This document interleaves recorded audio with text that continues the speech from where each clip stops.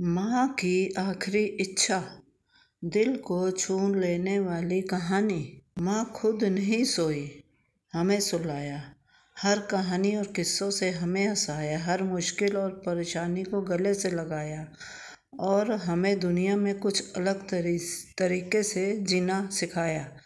आइए आपको एक कहानी सुनाती हूँ। शायद यह कहानी सुन के आपकी आंखें भर जाएं, क्योंकि इस कहानी में एक माँ ने अपने बेटे से अजीबोगरीब अपने एक आखिरी इच्छा की फरियाद की।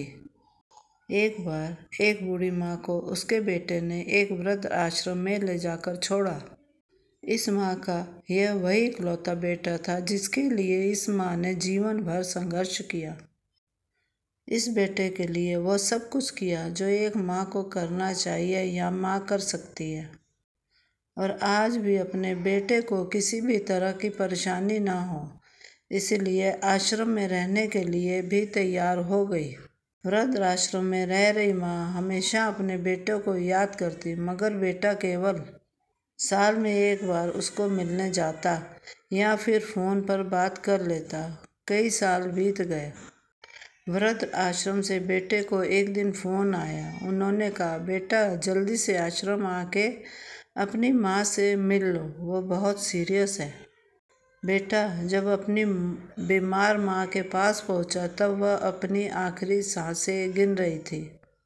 बेटे ने अपनी माँ से उसकी आखिरी इच्छा पूछते हुए कहा, माँ मैं तुम्हारे लिए क्या कर सकता हूँ, बताओ।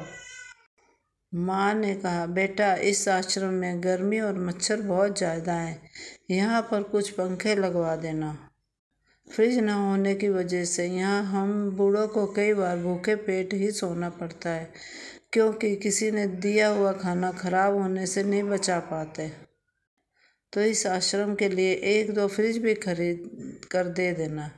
बेटे ने अपनी माँ की सारी बात सुनी और अपनी माँ से पूछा, आपने इतने साल यहाँ पर निकाल दिए, आपने कभी यह बातें मुझसे नहीं कही, और अब जब आपके पास टाइम नहीं बचा है तब आप यह सब कह रही हैं, ऐसा क्यों?